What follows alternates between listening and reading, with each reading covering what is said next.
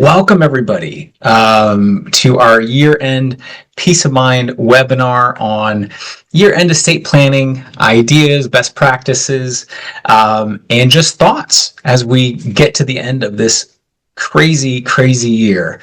And if you do have questions, we're going to get to a lot of questions here. This is a special Peace of Mind members only webinar. So if you do have questions, please enter them in the Q&A function. And we will get to as many questions as we can at the end. But again, welcome to everybody. I see a lot of people joining now, and this will be available on our version of this will be on our YouTube channel later. But Mike, welcome. How's it going? It's almost the end of the year. Yeah. So I'm glad we have a chance to just talk with, especially the members of the Peace of Mind program. And it's kind of my introduction. There's some really horrible things going on in the world right now that are touching us directly and indirectly. And I must admit, my end of year thinking very personally for our family, what's going on in the world affects us directly. And it probably everybody who's tuning in right now with violence, whatever your political stripe may be, the anti-Semitism that is peaking in horrific ways, the absolute absence of bipartisanship where everybody is arguing. So we try to bring an island of focus and sanity to the work that we do. And it's we're very aware of the outside world, but again, it's the thing that Mark says so often about controlling what you can control. So we'll walk through some ideas today, give you some things to think about. There's so much that we can't control. As you mentioned, Mike, there's so much hate. Online, even in person now, and you're seeing kind of social media you see so much hate online and you're seeing it spread to the real world. And I think a lot of people feel very concerned both about their own families and about society. And what does this mean for our safety nets? What does this mean for our systems of government? And Mike, you mentioned, as I loved, control what you can control. We have to let go of a lot right now. But the focus of today and the focus of what we do is looking at what are the legal and financial tools you can put into place for your families to do what you can to protect all that you've worked so hard for. And the focus today is on just kind of some year-end thoughts and ideas. And we have some topics we're going to cover, but we purposely want to make this more conversational. So if you do have questions, enter them in the Q&A function. We're going to get to as many of those as we can during this. And if you have questions at the end, feel free to do that, to enter those as well. And we also want to thank you guys for all being a part of our client community this year and always. So I think we want to start with that. And what are we going to cover here today? Just some thoughts about some areas we wanted to cover. So I want to talk about intentional giving and planning. Like, how can you help others? How can you help causes you care about? Protecting your family and friends. Like, what can you do in your estate plan to protect those you care about? Is your plan up to date? As we get to the end of the year, it's always a good time to reflect on some of the provisions in your estate plan. We're going to talk briefly about long-term care insurance. I think insurance is on the minds of many. How can I insure against uncertainty and craziness in the future? And just some thoughts on our favorite year-end tools and actions you can take before the end of the year. If you're watching this later in the newer year, that these also apply. This, we always have to point out, is nonpartisan presentation, and this is all for educational purposes only. To give legal advice, we have to meet with you, as we always have to point out. So let's jump ahead into maybe the first topic, Mike, which is intentional giving. And this is a topic that I broach directly or indirectly with virtually everybody when we do our thinking and our planning. The idea here is to do something that's actually the opposite of, oh, gee, everything to my kids in equal shares. We just sort of knee-jerk say something like that. Nothing wrong with that, but the point is that it should be intentional. We think it's so important to take a look at what's going on in your lives and with your family, with your community. And are there concerns you have that you might be able to address somehow with a protective trust, with language in a trust, with a letter you might write to your family members as part of your thinking? Is it a legacy? So there's no one way of doing this. But the real thought here and the very strong recommendation is to sit back, take a quiet moment, have a cup of tea, and really think about what your values are and the extent to which you're imparting those to your kids. Is there anything else that you can do to reinforce those values Is it, again, is it linking charitable giving with volunteering? Whatever it may be, there's no one formula here. So the idea is not for us to tell you what to do. It's to just urge you to be contemplative, and think deeply about what you would like to do with your lives, with your family, and with your assets. That's what we can help you with. So we welcome any discussions along those lines. Yeah, if you have questions about that, we do get a lot of questions about what are the most effective ways I can make a meaningful difference if I want to give to charities or causes. Is it just giving to one charity? Are there other structures like donor advised funds, charitable foundations? Which one is potentially right for me? How can I involve family members? So we may do a separate talk on that, but there are a lot of ways that we can make wonderful contributions to causes we care about in win-win manners where you can actually get pretty significant tax deductions and some benefits for you and your family and involve people you love and care about while supporting causes you care about. And I think year-end is a good time to think about that. A lot of people wait until the end of the year to really think about charitable causes they want to support. We're going to offer some thoughts about ways to do that effectively later here, but I do think the year-end is a good time to really reflect on what matters, and in a crazy world, where can we actually make an impact with giving? Sometimes I think problems seem so big that it seems overwhelming, and like, what can we actually do that makes a difference? And it's on all of us to find those causes where our contributions can maybe move the needle. Maybe in a small way or a bigger way. And, one last point. I was actually reading an article about a book that a law professor somewhere published based on a study that was done. And he had this astonishing percentage of family members where there is at least one estranged family member. I think it was like 21% of families have an estranged family member. And how terrible is that? So, sometimes there's no way around it. Something is really horrific, but most of the times it was hurt feelings. It's something that was deep, but should be easy for me to say, remedial. I mean, something you can do something about. So part of this intentional giving and planning and thinking, I just ask you, think about anybody in the family, maybe they're not estranged, but where there aren't good things going on. And might you reach out? Might that be part of your planning legacy for the end of the year and as you look to the future, regardless of to whom you leave money? But family values and having reinforcement and people getting support from within the family, priceless, right? So just think about those data, how often it happens. Hope it's not in your family, but if it is, think about doing something about it and reaching out. Be the ones. Be the ones. And I just want to share a quick story, very brief, from you, Mike, actually. This was just a few weeks ago. You were talking to a very close family friend who's younger, and she was just talking about how she doesn't talk to her sibling anymore. She doesn't talk to her parents anymore. And you didn't get into the reasons for that, but you jumped straight to, hey, you should just try to reach out. Just try. Maybe, I mean, obviously there are some situations where stuff is irreconcilable unless some other big changes happen.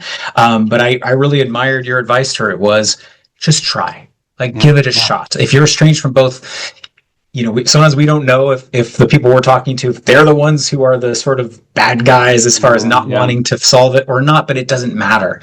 If there's any hope of reconciliation, it's so much better to at least try. And again, control what you can control. You cannot control how other family members or people you love will react to your outreach, but you can at least try to reach out. And we've had family drama in our own family, and it sucks. And we always want to heal that whenever we can. So don't let it fester. I think that's relates to estate planning. That also relates to, is your plan up to date? Are the right people involved? Do you have the right backup trustees, right beneficiaries? If someone's estranged, they probably shouldn't be involved. Maybe if you heal that connection, they can be part of your plan again. And I think that relates to our next topic here today. And this is just, again, what can you do to protect family and friends now and in the future? If you are fortunate enough to have assets or to have the means to help people, whether it's, again, now in the near term or after you're gone, how can we think about that as part of our estate plan, just part of our general life plan? And what are some of the tools that we can use to make sure that we're doing everything we can to protect those people we care about, whether they're vulnerable or not? So Mike, what are your thoughts here about how you frame this when you're talking to clients and how you think about this for families? Yeah, it kind of spills over to our third topic, where we suggest that you be as objective as you can as you look at your family members. The idea of rose-colored glasses, that most of us wear when we look at our close family members. It doesn't do a service to leave a plan that creates the opportunity for damage. I mean, you go to an extreme, a child who has a drug problem. To leave that child a bunch of cash can be beyond harmful. It can be horrifically damaging. So that's an easy example. Yeah. But what about the kids who just can't manage money? They get money, it's gone. Their future is therefore at risk. It is perhaps on some level, disrespectful of your child to not let them be the trustee of her own trust. But maybe it's necessary. It's the tough love from a parent. Now, you make the judgment about who in your family or among your close circle of friends should be protected. Is it something you really want to do? Do you know enough about their circumstances? But again, this is going beyond the norm where you just say, oh, we should do this type of a trust for tax reasons. This is saying who's really worthy, who's really able to manage assets, and who isn't. These things are so easy to say, but once you start going down that path, it can take some pretty challenging questions that we think should be resolved. Easy for us to say. Yeah.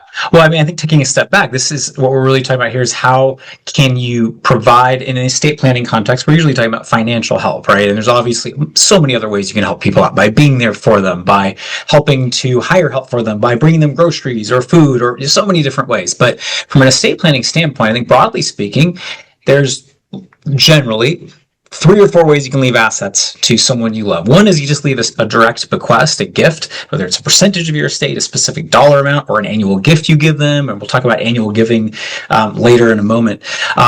2, though, if there's assets you're leaving to someone, you can put age restrictions, right? So if someone is young, you say if they're under the age of 25 or 30, then assets will be overseen by my trustee or someone else in the family until they reach that age. It's there to support them, but they don't get control. That's kind of protect from what we call the Lamborghini effect, where someone might inherit money too soon and blow it all in something that may be unwise. Maybe the jet ski effect as well. So that's another way. But then the 3rd and or 4th ways are setting up trusts. And Mike kind of alluded to, is that right? Who's in charge of this? And so if someone has special needs or a disability, and I think we need to think more broadly about this than just someone who has a specific disability. As Mike said, if someone has a substance abuse issue or is self-destructive or may not have mental health issues, you're not sure, when in doubt, a special needs trust is a very powerful way to protect them from themselves and still allow them to get government benefits. So a special needs trust, you leave assets to the trust. If it's set up right, the assets don't count as belonging to the person who's inheriting it.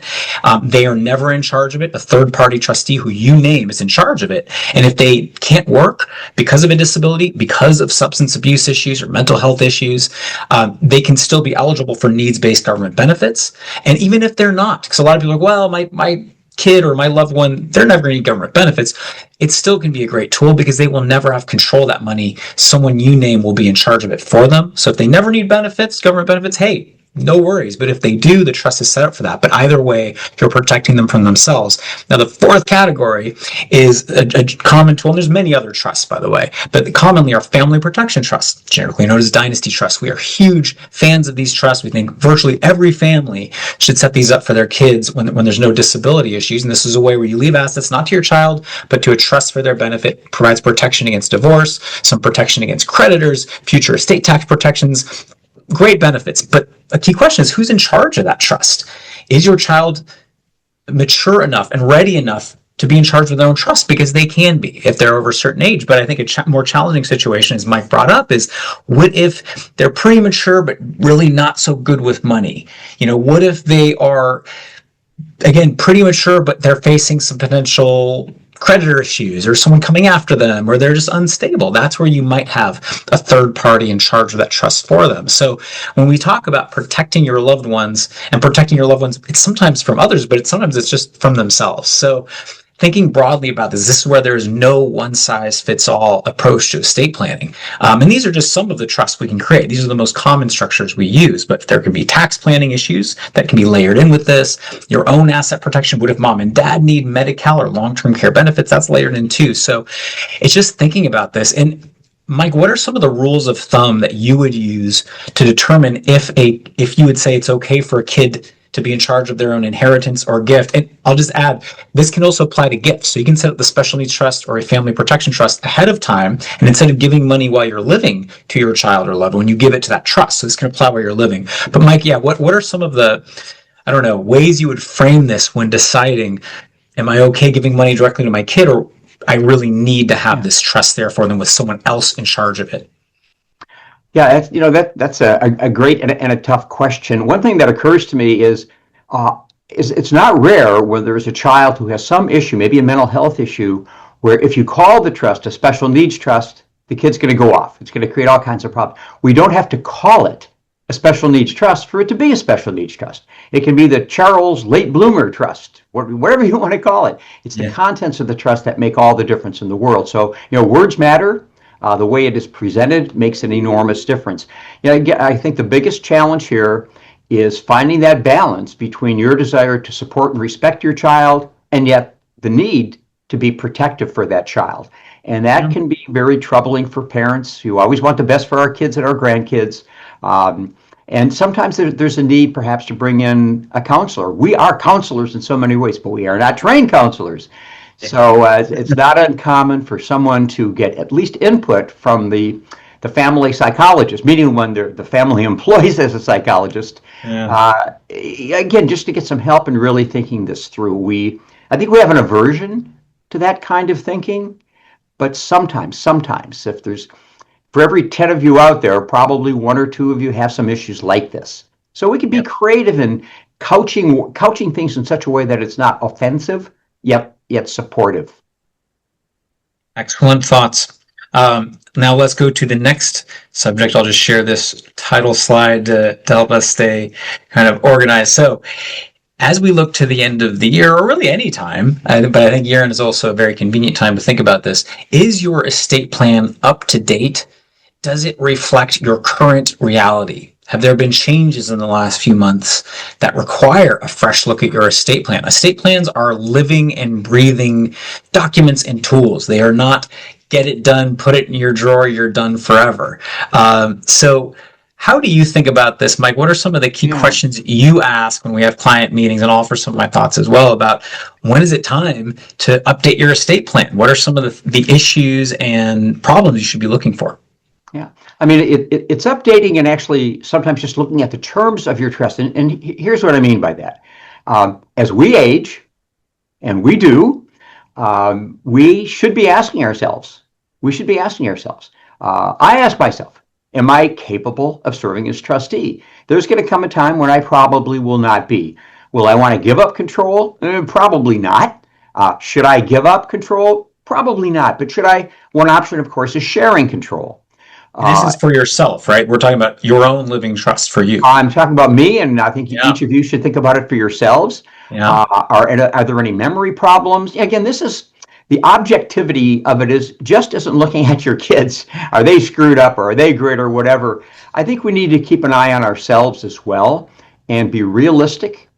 And maybe we're not capable of serving as the sole trustee of our trust. Maybe if you don't have a spouse who's a co-trustee with you, should a child be named as a co-trustee? That's not giving up control, but it's building in something of a check and balance and somebody who can take care of the bothersome, mundane responsibilities like bill paying on a daily basis, and somebody to also watch to make sure that you're not taken advantage of. As we slip, hey, we can be taken advantage of. Some of the emails I get from my personal banker and from my car dealer, I mean, they're all scams, but they all look so good. And we just shared a video. Am I going to become a victim? I just have to worry about that. It's a whole other topic that we're not going to get. My point, though, again, goes back to the check-in at the end of year, because that's just when we think this way. You should do this all the time. But the end of the year is when we usually do some reflecting. Take a look at yourselves. Take a look at your spouse. Take a look at your parents. What's going on? Is this a time to initiate that discussion? Not a comfortable one necessarily, but a supportive one, to really take a look at what your documents provide, who takes over under what circumstances. Now, this isn't adjusting who inherits. I'm not focusing on that at the moment. I'm talking about the control issue, who's going to be responsible and make sure that everything flows appropriately to protect you.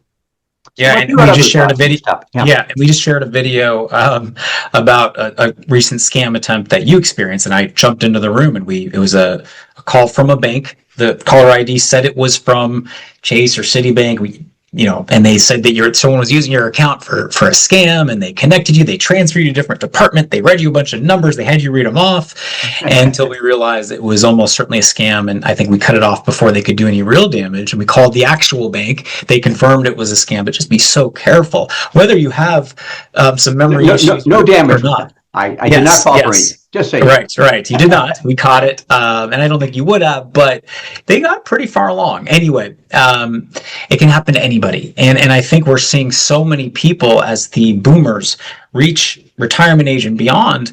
We've done talks with the Alzheimer's Association. We know that world really well. My grandmother, your mom, Mike, Sylvia Gilfix, had dementia.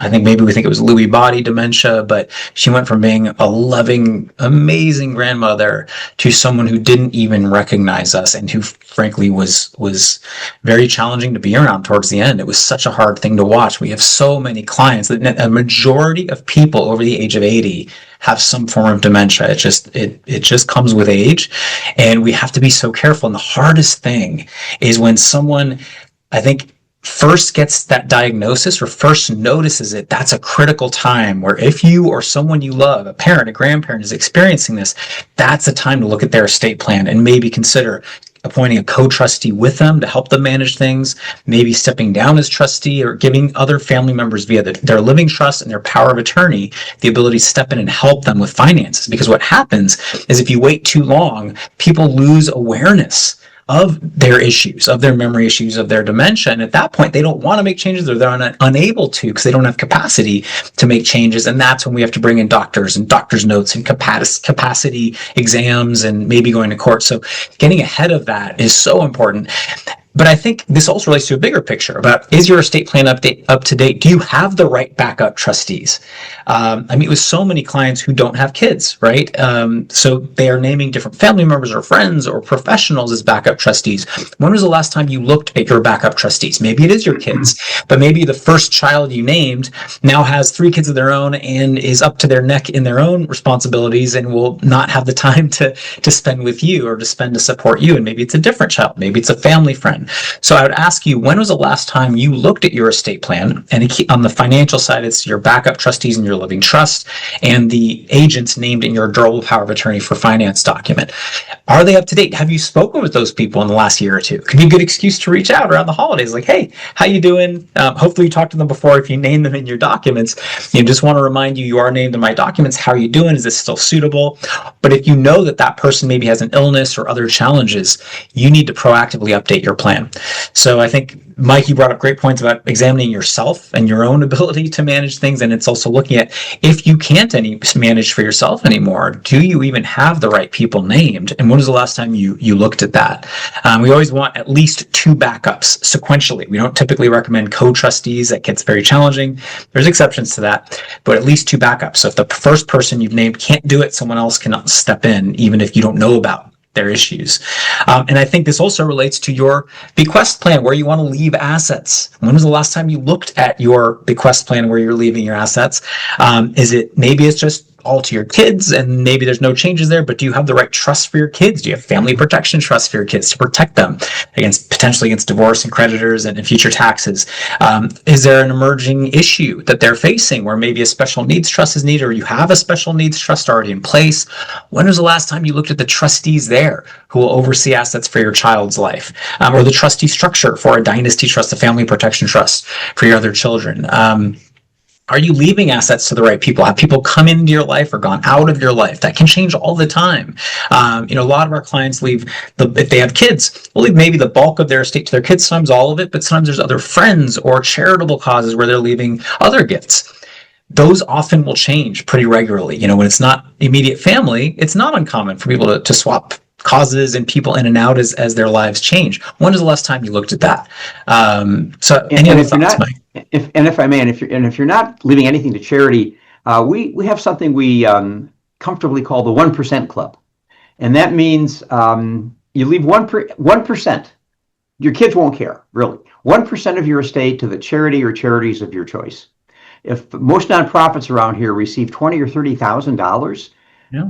it's astonishing if it can be used for general overhead purposes, unencumbered money. So part of the creative thinking, think about that 1% idea. If you're not already leaving some portion of the estate to your favorite charities, you pick the charities. We Leave 1%. Yeah, we love 1%. we love to help out clients. We sometimes give discounts if you're going to give to charities, and it depends on the situation. But yeah, think about leaving 1%. If you're not throwing a charitable bequest, what if you just left 1%? And I think that's a really interesting concept and something to think about. Any other? So I think a couple other issues to think about as we look at making sure your estate plan is up to date and that it reflects reality. Are all your non-retirement assets titled in your living trust? Do you have new investments that you made in the past year? Did you buy a new property? Is the property titled in your living trust? Are those new investments, if they're non-retirement accounts, titled in your living trust? What about that cryptocurrency? What do you do with that cryptocurrency? Oh my gosh, cryptocurrency is a bit of a mess. If you're doing self-custody or if it's at Coinbase, it's a big challenge to have in your trust. But if you do have crypto, you at least update your estate planning documents to address that crypto or other digital assets. So, there's several different categories to look at year end, but I think from an estate planning standpoint, it comes down to the key decisions that go into all of our documents. From the financial side to the medical side, we didn't talk about your advance directive. If you're in the hospital, can't speak for yourself, your advance directive governs who can step in and communicate for you, look at your medical records via HIPAA waiver. When was the last time you looked at your advance directive? Does it reflect your current wishes around what you'd want in end-of-life situations? You have the right people named to step in to communicate with doctors for you. And on that point, it's a good time to think about your kids. If they're 18 years of age or over, they should each sign at least a power of attorney and an advance directive. Yeah. If for no other reason, think about your kid in school or working on the East Coast and they're ill and they're in the hospital and you call up to find out what's going on and the medical team can't speak with you because of HIPAA and other privacy restrictions. So a relatively straightforward advanced healthcare directive building in a HIPAA waiver of the privacy protections, suddenly you have access, you have the authority to maybe speak for your child or at least have access and learn what's going on. So we really consider that a no-brainer. Folks I met with this morning, they have a disabled child who is completely nonverbal, but he can communicate on a keypad. And we're going to be meeting with him. He's just turned 18. Wow. He can't speak at all. He can't sign, but there's a mechanism to have somebody sign on his behalf and get a document notarized.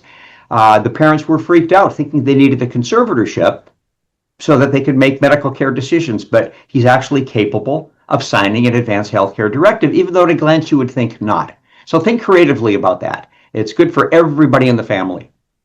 Yeah, so let's make sure our estate plans are up to date. You need an estate plan, but it doesn't do you much good if you have the wrong people named as backup trustees or as beneficiaries. You don't want to leave money to someone you don't like anymore or a cause you don't care, or maybe a charity you don't like their current direction. We have a lot of clients who they used to love certain charities and they don't like the direction those charities have taken the last couple of years. So take a fresh look, a good excuse to do that at the end of the year, but really any time. And it's just so important to make sure you have the right people named as your backup trustees, your backup decision makers in your living trust, your power of attorney for finance, and your advance directive. Those people or individuals or entities will have a lot of power overseeing your life if you can't manage things. So make sure those are up to date. Let's take now just a moment.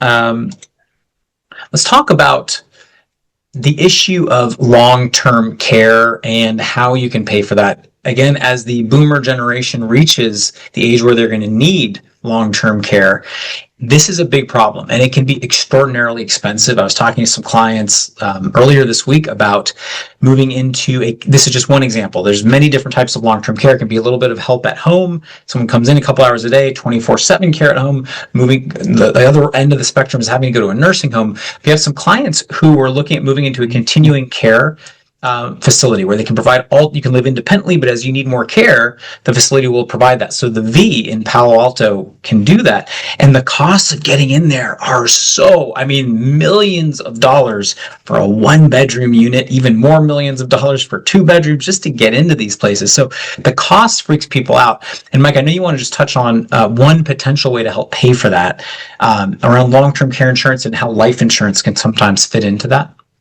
Sure. the data, the vast majority of us, 70% of us over the age of 65 will need some form of long-term care. Now that could be at home, not necessarily in a facility, but the eyes have to be open. As we get older, it becomes maybe prohibitively expensive to get long-term care insurance, and maybe we can't even qualify. But it's something that we cultivate that we used to think was not a good idea, but now we've come around, in part because of the cost, in part because it does give a degree of comfort. There's no question about that. Mm-hmm. So again, as we think about this, it's a combination of three sources to pay for care. It's long-term care insurance if you have it, and being aware of when it does pay and when it doesn't. There has to be a very high level of need before the policy kicks in. Are you going to use government benefits? The state Medi-Cal program, where we have an enormous amount of experience. We can maybe take a couple of minutes on that as we proceed here. And then certainly out of your own pocket. The trends at the national level around our nation, there are two trends that are very problematic. One is that we are an aging society, and there's more and more individuals with disabilities, whether it's a different approach to diagnosis, whatever, the population that needs home care and other supportive services, that population is growing dramatically. But what about the supply of caregivers? So many of them are immigrants, relatively recent immigrants. So we have our immigration policies that, whether you agree with them or not, there's no question that it is depressing the inflow of workers who provide an enormously high percentage of the home personal care services that most Americans just don't want to do. So that cost, because we have this demand curve going up and the supply curve going down, talking about the most basic economics in the world, the cost is going to go up. How much it will go up, who knows, but it's going to get more and more and more expensive. So it underscores the need to be proactive and be thinking about this. A lady I met with this morning, they actually projected out what they think the cost of care for their child will be given his extreme needs. Their math, using modeling and projections, it'll cost between $9 and $10 million to take care of that child for life. Now, they probably will be able to pull that up. But again, just think about that. What's realistic in your family? What are your goals? Do you want to stay at home? Is it okay to be in a community, in a facility? The life care community, they're called CCRCs, continuing care retirement communities. Yeah. The one that Mark alluded to is indeed the most expensive. There are some that are much less expensive, but it's another option, and we all need to be thinking about this.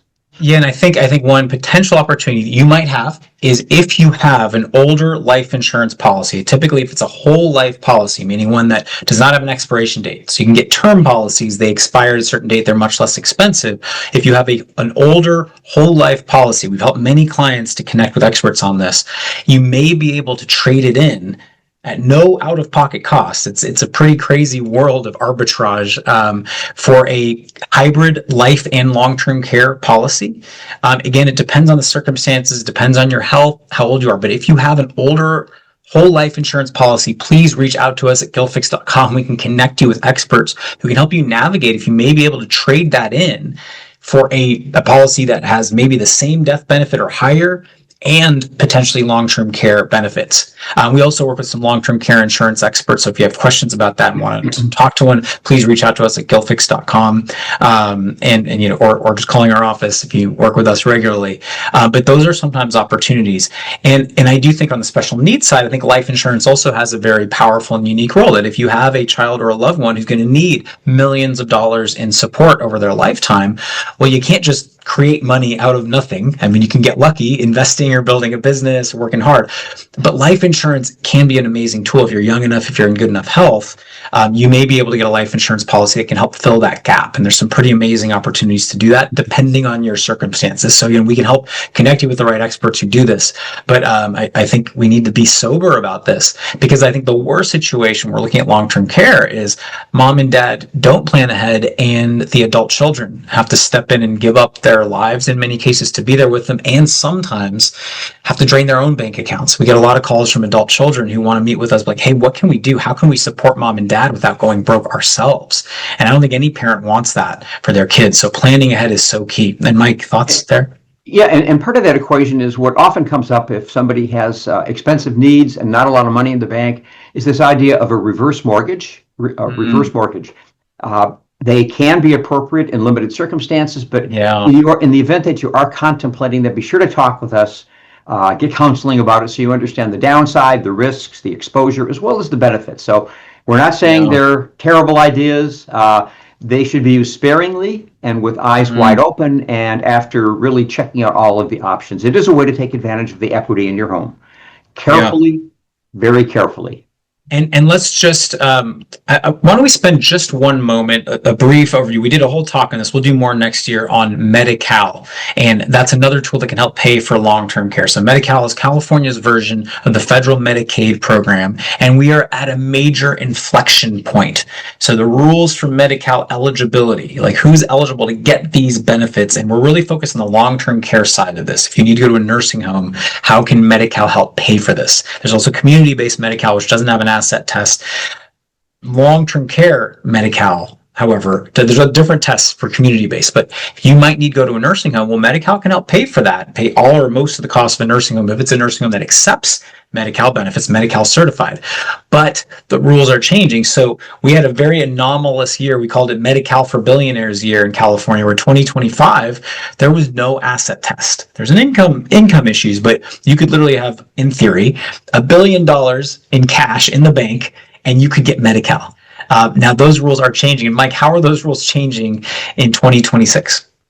Sure. It's California. How often do we say it? California is astounding when it comes to some of these guidelines and the flexibility that the state provides. Okay, so starting next year, an individual in a nursing home, let's go to that situation, can have up to $130,000 in liquid assets and money in the bank. Now, keep in mind, many other assets don't count. A home of any value in California, your residence doesn't count. Could be $5 million, doesn't count. Money in a retirement account, California, as long as you're taking out the RMD, it doesn't count. So here you have something, think of a profile. They have a house worth $4 million, they have $1 million in an IRA, and they have another $121,000 where they're going to qualify for Medi-Cal immediately. Now there's planning to be done there. It's not quite that simple, but there's your thumbnail sketch. If there's another person in the household, like a spouse, another $35,000 is also allowed. So it's almost $200,000 that can be retained by a married couple and still achieve Medi-Cal to help pay for the cost of nursing home care. Yeah, 65. We do believe that the Medi-Cal budget is going to be shrinking. The federal government, which again administers Medicaid, which is what Medi-Cal is, that budget is shrinking, and some of the criteria are going to be tightened up, we believe. So what we're summarizing right now, that's today's snapshot. If this issue comes up for you, obviously talk to us. We stay up to date on these issues, the interplay of Medi-Cal and tax issues and family issues. So it is a resource, however, to be aware of. That's the key point.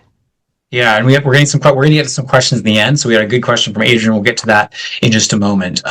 So we have to be aware of long-term care planning tools. Medi-Cal rules are changing. 2026 is a big change. We have asset tests again. Even if you're over those limits, there are typically ways where we can keep those assets in the family, helping you to become eligible right away or in a short period of time. So talk to us at gilfix.com if you have worries about this and want to come up with a plan.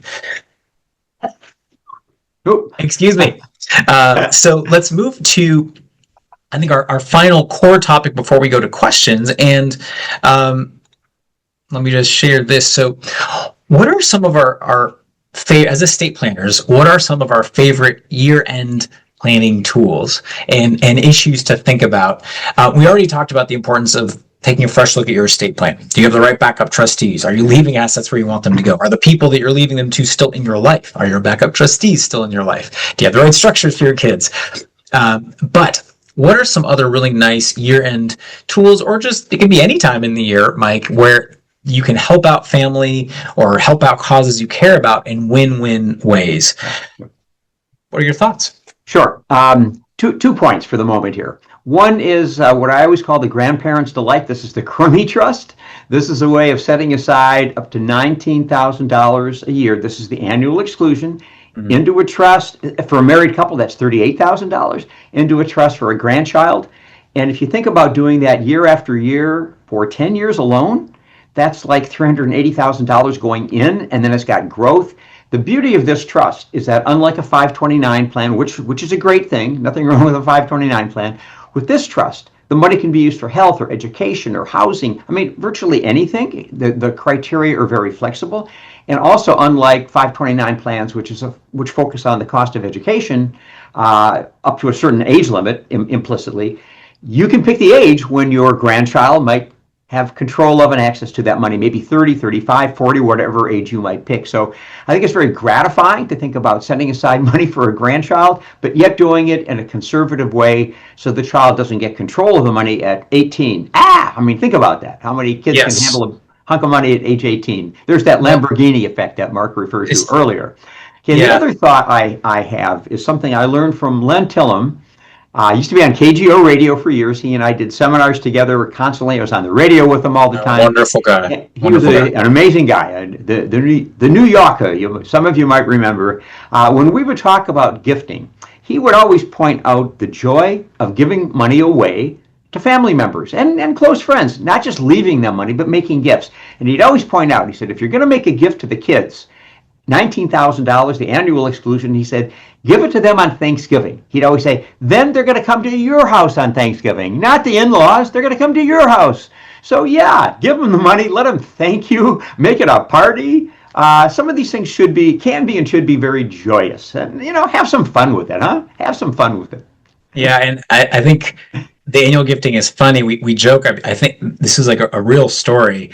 Talk about we're talking about annual gifting, but also the importance of family relations, being there with your family members in times of need and around the holidays. And we tell a story of the $500,000 Uber ride.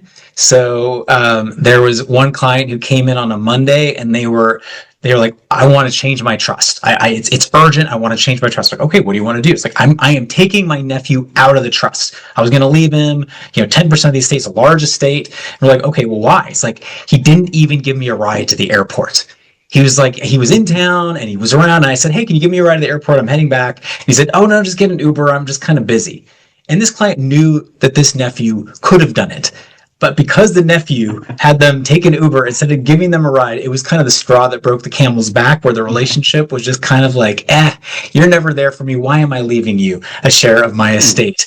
And so literally, in theory, this Uber ride cost this nephew $500,000 in a future inheritance. Now, maybe they'll change the plan again and bring them back in. But same with annual gifting, right? You can give the gifts to anybody who shows up to Thanksgiving or not. If they don't show up, you don't give them the gift. I mean, I'm not saying that should be the rule for it, but it's up to you if you want to give those gifts. The $19,000 a year, it's tax-free to the person who gets it.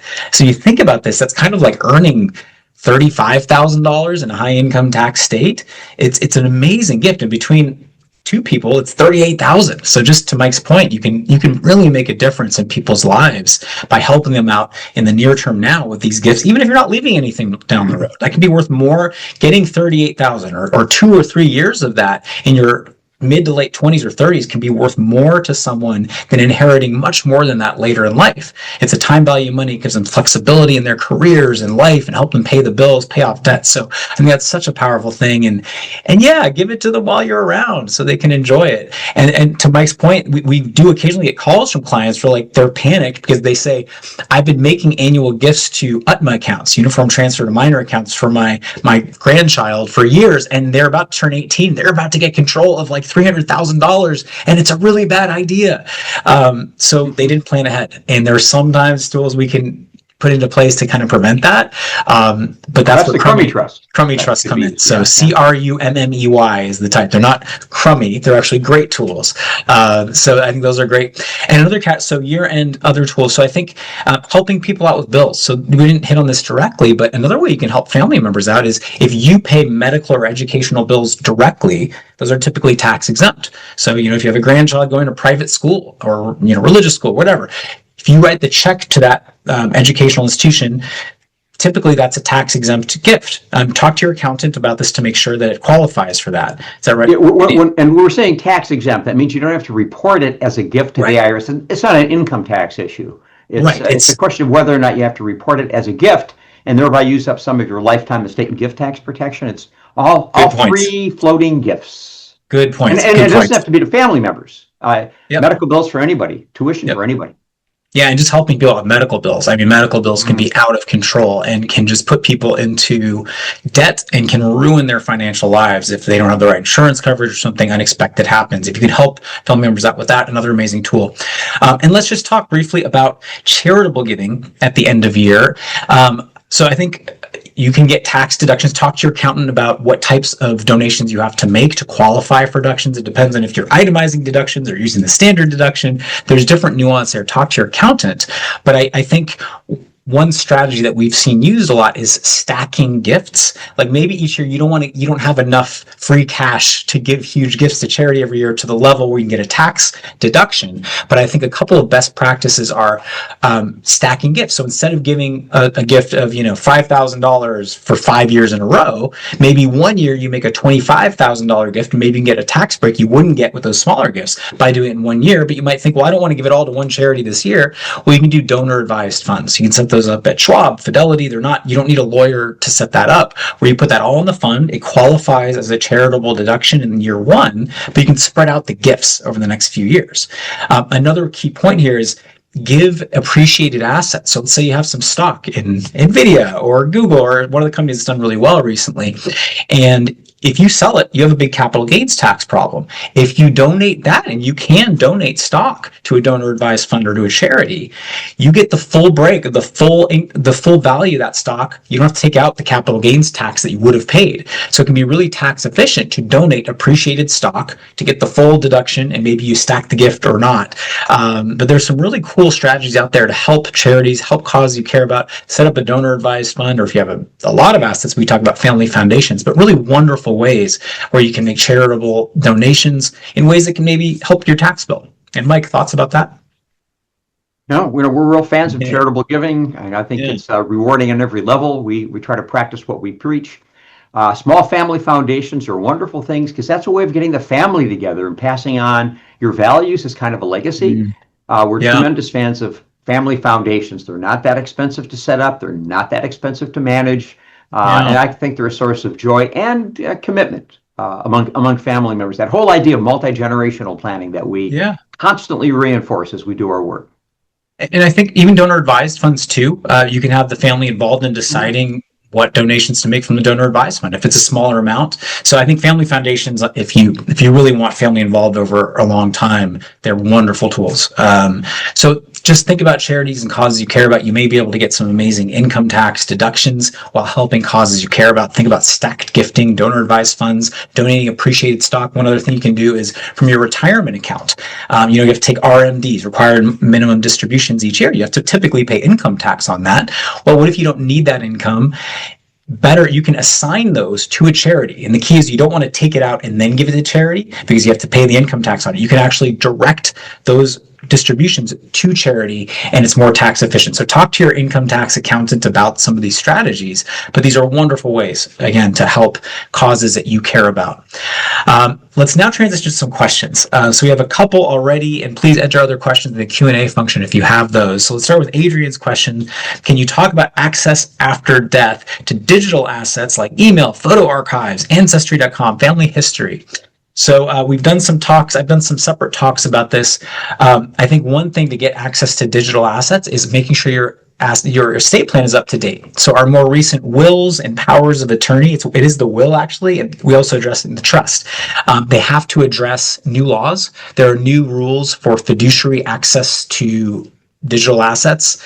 Around that in California, I think other states are passing laws around this. But your estate plan should address this to say that I'm giving my executor, and sometimes it's your executor, sometimes it's your trustee, the ability to access my accounts under this new law, and we explicitly address that. We'll explicitly list out digital assets. But there are other best practices, like having a list of where those accounts are, because even if someone has access, if they don't know where your accounts are, whether it's Ancestry.com or photos or crypto, if they don't know that you even have those, it can be very hard to find them because they're not stored in your financial records as bank accounts might be and an income tax return. So it's really crucial to keep an inventory of your digital assets. So I think it's a list of where your accounts are, login information, and yes, you have to be incredibly careful with this. Don't put that anywhere someone can find it. Along with that, 380 digit authentication code that we all need to keep handy as well. Oh, For crypto, yeah, crypto. I don't recommend self-custody anymore, by the way. For crypto, I know. I think it's so fraught. I have friends who are big in the crypto industry, and I think they're moving away from self-custody. That's where you have your crypto like on a USB drive, and it can be protected. But I think the major issues there are if you lose the access, the keys, and all that, you lose access. And people have actually been getting robbed of these. There's an incident in San Francisco, but they're happening all over the world where prominent crypto investors, where people know they have self-custody of crypto assets, people are literally going to their houses with guns and saying, hand it over, give me the access code. Very hard to do that with bank accounts. There's checks and balances, but for self-custody crypto, huge risk. So I recommend, generally speaking, for crypto, keep it with a third party. It can be Coinbase, or there's more and more places doing this. There's Gemini. There's now, I think Fidelity does some of that. So I'd say don't try self-custody for too much crypto, maybe some of it. But either way, you need to make sure that your trustees know about those assets and how to get access if they need to. There's no perfect way for some of these things. So just be really careful with that. You want an assignment of assets that lists those. So again, I do have some talks about crypto on our website. I've done some articles about this in the past too. Larry has a question about how to ensure tangible items, fine arts, gold coins are titled in your living trust. Mike, why don't you address how you can make sure those valuable art, gold coins, which are now worth more than they were ever in history, how those can be surely part of your living trust? Well, one of the documents that we always prepare is something called an assignment of assets. And that actually works for art and furniture and things that you have around the house. But I mean, let's face it though, gold coins, we worry about that a lot. We've had 2 clients now who were robbed. They were not sufficiently careful, and caregivers came into the house and they knew they had some coins around, and they were stolen. So, there's 2 issues here. When it comes to, does the trustee have management and control of those assets upon your passing? I think the assignment of asset works, but that's not the biggest issue in my mind. Security, finding a safe place so that you don't expose yourself to risk. I know that's not the question asked, but that's what I worry about just so much when you have tangible assets that have inherent value. Unlike Bitcoin, right? You can't grab that Bitcoin. Just try. But actually you can. So to my point, Bitcoin, you're right. If it's third-party custody, correct. But if you have it in self-custody, it actually can be physically stolen if someone puts a gun to your head or threatens your family. So I think you can list them on your Schedule A. Your trust. You have the assignment of assets. All my physical valuable assets are in my trust. But we have trust schedules. So Schedule A is community property assets in the trust. Schedule B is husbands. Schedule C is wives. Right. And everybody here is in the Peace of Mind program. So we maintain your schedule. If you do happen to have assets like that, the next time you do your update on your schedule, include it. We'll print up a new one, and then we'll incorporate it and have it ready to be signed by you, which is another step in that direction. Yeah, so if you are a member of our Peace of Mind program, we have that as an annual service. If not, it's important to let us know if there's changes to your assets, and we have to meet, and there's a small fee typically to change the Schedule A, but Peace of Mind members, that is part of the service. That's another year-end, I talked about this earlier, another good year-end practice. Does your estate plan capture all of your assets? Did you make new investments? Did you buy new property?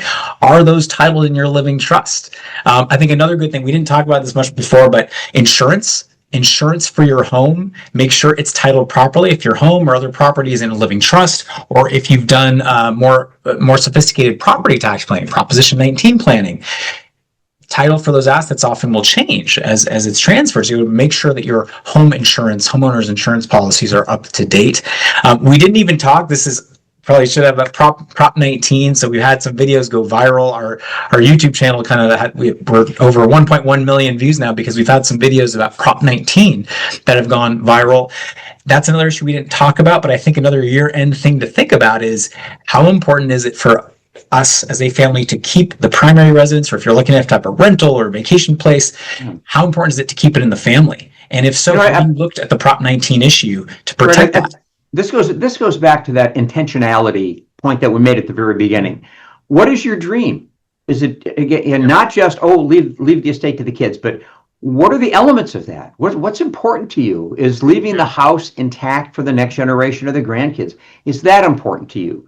It's not just money. These are symbolically important, the residents. So again, to Mark's point, it isn't that you have to do Prop 19 planning right now, but you should be thinking about what you want done with your real property. take a fresh look, talk with your family members. Yep, absolutely. So I think we're going to wrap it up.